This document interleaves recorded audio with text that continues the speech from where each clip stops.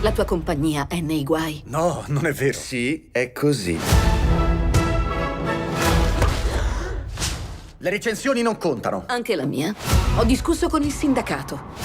Se sciopereranno, non li dovrò pagare. Cosa? Il pubblico è morto e anche i finanziamenti. Le platee sono vuote. Non la nostra. Sì, ha ragione. Una volta abbiamo chiuso le balconate e la sala si è riempita subito. Dobbiamo fare qualcosa. Ok, sì.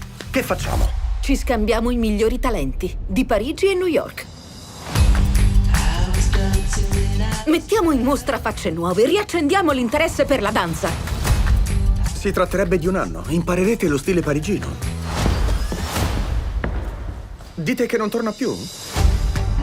Voglio Cheyenne. Tu la disprezzi. Ci ha fatto vendere biglietti. Le cose si fanno interessanti. Sono stata qui per anni e tu mi hai buttata via. Ho rinunciato a famiglia, a figli. Tu odi i bambini. Perché succhiano energia al mondo ed è noioso parlarci. Ma la mia rinuncia l'ho fatta comunque. Hai traumatizzato tutti i ballerini della compagnia. Nessuno di loro può farmi da partner. Perché no? Pensi che non sappia di cosa ho bisogno? Che sia una novellina che si infila lana d'agnello nelle punte per attutire il dolore. Non si fugge dal dolore, Jack.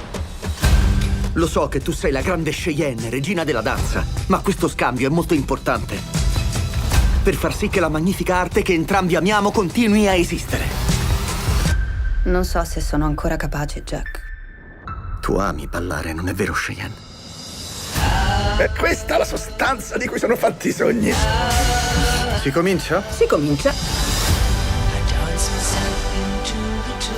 Non scendi a compromessi, per questo faccio questo lavoro. Ci credete che sono solo prove? Di nuovo? Ho fatto quello che hai detto tu. Shushu wush, shushu wush. Hai saltato il whoosh! Non ho saltato il wush. Invece sì! Questa forma d'arte sopravvivrà. È assurdo.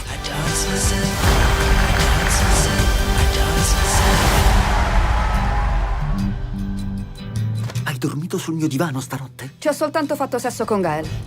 Dove avrei potuto farlo? Nel posto in cui dormite? Gael vive nel Queens, no grazie.